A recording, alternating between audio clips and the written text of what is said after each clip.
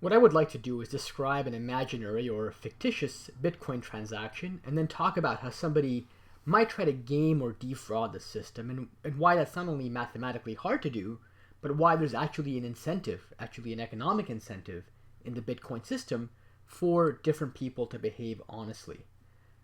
So let's suppose that there is someone out there named Dan, and that Dan wants to order a pizza, maybe a cheese pizza from Pete's Pizza Shop.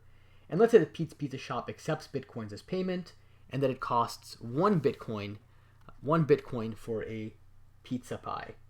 And imagine that Dan received previously, let's say he received 5 Bitcoins from his cousin Carol. So maybe Carol, who I'm going to label by C, gave to Dan 5 Bitcoins, which we can label as a B with a circle around it, and that he wants to use one of these 5 Bitcoins to buy a pizza from Pete. And so what Dan's Bitcoin client will do is it will create a transaction record that includes information about how Dan got these Bitcoins. So in this case, it includes information about this transaction between Carol, who we've marked by C, and Dan for 5 Bitcoins. And then it specifies that Dan wants to give one of these Bitcoins to Pete, and we'll label Pete by a P, and also that Dan is going to take the remaining 4 Bitcoins, and that will be basically changed to himself. And the way that Bitcoin is built is that you have to actually specify the change, because you need to have a way, whatever goes into the Bitcoin system has to kind of come out at the other end.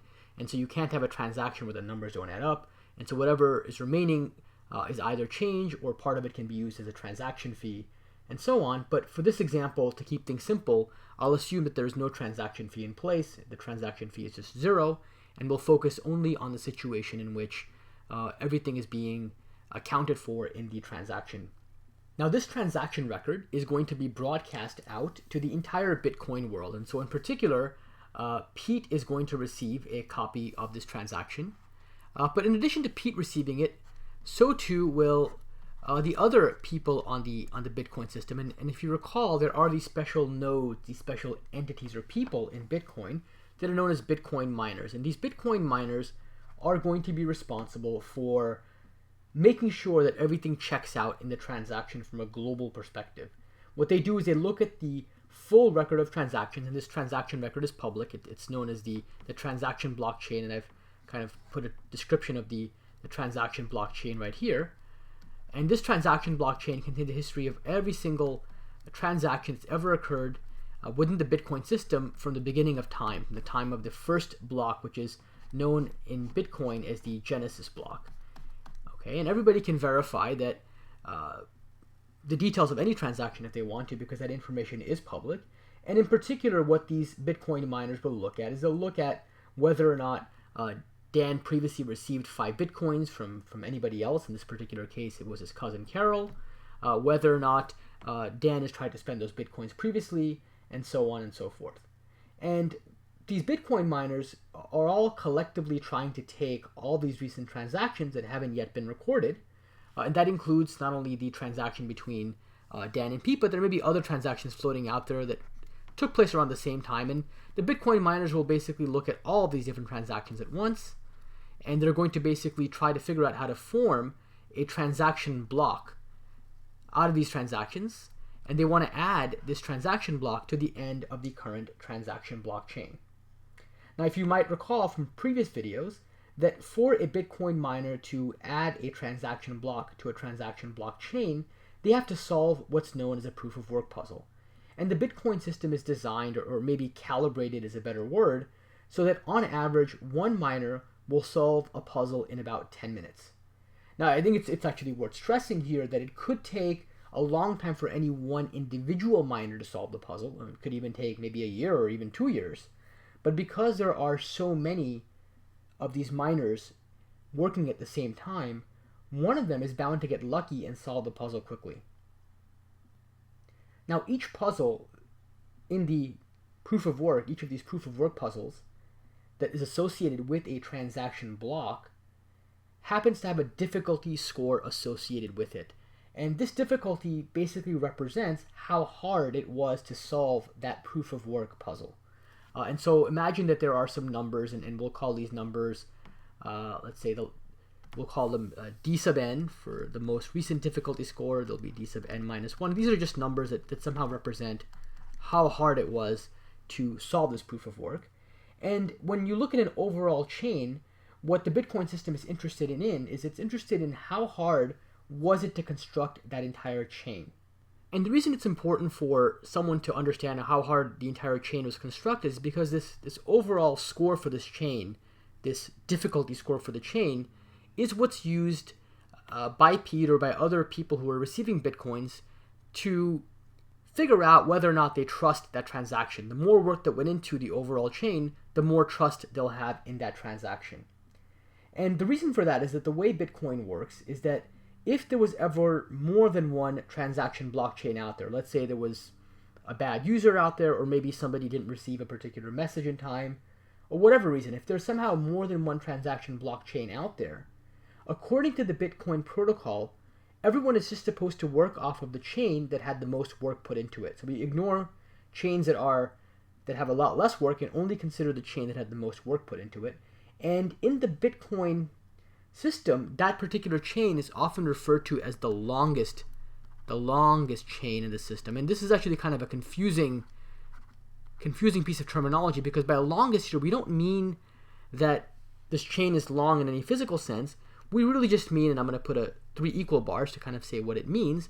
By the longest chain, we mean the chain that has the most work. And the way that the work is defined is that you look at all these different difficulty scores, and these are difficulty numbers, and you add them up, and that gives you a difficulty score for the entire chain. And now we're going to be interested in the chain that had the most work put into it, and we call that the longest chain. Now let's imagine that Dan is dishonest, and that after he eats the pizza, let's say Pete's convinced, and he gets his Bitcoin from Dan, he waits a bit, he sees that there's a long chain out there that contains a transaction, he sends the pizza over to Dan, Dan eats the pizza, and then decides that he doesn't want to behave honestly, and he wants to somehow cheat Pete, or he wants to defraud the system. And the way that Dan is going to try to defraud the system is by attempting to create another transaction in which he assigns the 5 Bitcoins he got from Carol to somebody else. And it could be, let's call this person Fred. And let's say Fred is basically, Fred could be Dan's alter ego, it could be a friend of Dan's. It doesn't matter who Fred is, because we know that Fred isn't the rightful owner of these Bitcoins. But what Dan is going to try to do is he's going to try to take those 5 Bitcoins that he got from Carol, and he's going to now try to take those 5 Bitcoins and assign them over to Fred. And we know that this is something that we don't want to allow, because that would mean that somehow Dan was able to spend these 5 Bitcoins twice over. He's effectively double spent those Bitcoins. And obviously one of these transactions should be considered fraudulent. The other one should be allowed to go through. Now it's important to keep in mind that if Dan just tried to spend these same coins again without trying to cover his tracks or anything of that nature, then everybody out there would know that Dan is up to no good, because they can see from the existing longest transaction blockchain, namely this existing chain from the beginning, they can see that, hey, Dan already spent these coins before, he shouldn't be allowed to spend these coins again. And so what Dan has to do is actually, on his own, he has to create a different transaction blockchain that contains just this second bogus transaction in it. And this would be the transaction to Fred. And that would leave out the other transaction to Pete, and hope that everybody else will start to accept or believe this newer chain. And remember that since everyone in Bitcoin ultimately goes with the transaction blockchain that contains the most work, namely this longest chain that we talked about, Dan has a fighting chance. He has a hope, potentially, of being able to pull off this type of a fraudulent scheme. And the real question now is, how likely is it for Dan to succeed? So for Dan to be able to pull this off, he has to start off with the transaction blockchain that existed previously, and he has to try to add to that transaction blockchain a different transaction. So rather than having this previous transaction where he gave money to Pete, he's going to try to create a new transaction and add it to the transaction blockchain that contains this other fraudulent transaction between Dan and his friend Fred. Okay, so this is going to be the bad transaction between Dan and Fred will be in this new block. And in Bitcoin lingo, this idea is known as a fork in the chain. And all we mean by a fork is that somehow there is more than one version of history. Somebody tried to rewrite their tracks or to cover their tracks and to revise history the way we know it. And what that really means is there's now somehow more than one version of what happened out there. So in this example, one branch in this fork is legitimate and the other branch is bogus. And the legitimate branch was the one in our minds where Dan paid his friend Pete, or this vendor Pete, for a pizza. And the bogus one is this follow-on transaction where Dan attempted to pay his friend Fred with those same exact Bitcoins. But now remember that any transaction block that's added to this transaction block chain has to contain within it a proof of work puzzle, or a solution rather to a proof of work puzzle. Otherwise, no one will accept the chain. And so if Dan wants to cheat the system, he has to secretly solve a new proof of work puzzle himself.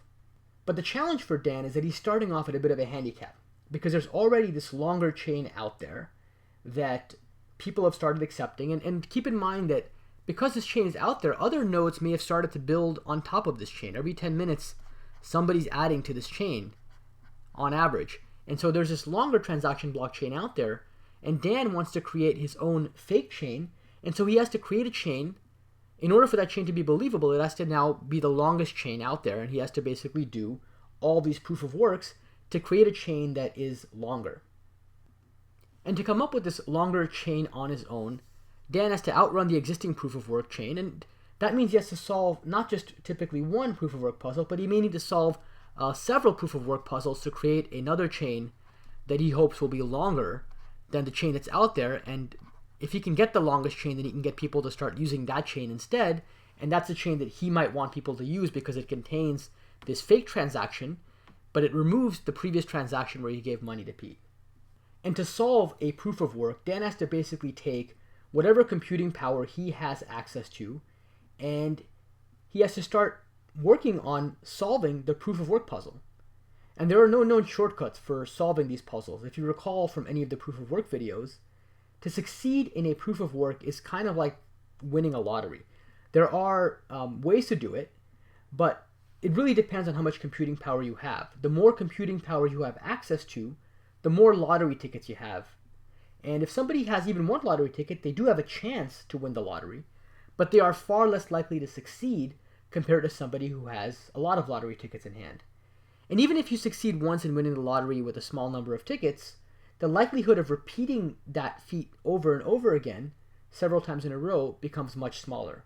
But that's exactly what Dan has to do. He has to basically win this lottery multiple times until he has a bigger chain. And so the key metric here, the key thing you have to look for, is how much computing power Dan has versus how much computing power all the honest nodes in the system have together. And if it's the case that all the honest nodes, let's say we'll call it the honest computing power, and when I say honest computing power, I mean the total computing power for all the nodes who are honest, all the Bitcoin mining nodes who are honest in the network. If that total computing power that they have access to is greater than the power that Dan has access to, so Dan's computing power, then the Bitcoin system will be safe because it'll be hard for Dan to be able to create this fraudulent transaction chain because he won't be able to outrun the honest people. The honest people win the lottery more frequently and they'll create a longer chain, and Dan's attempt is going to be very much an uphill battle.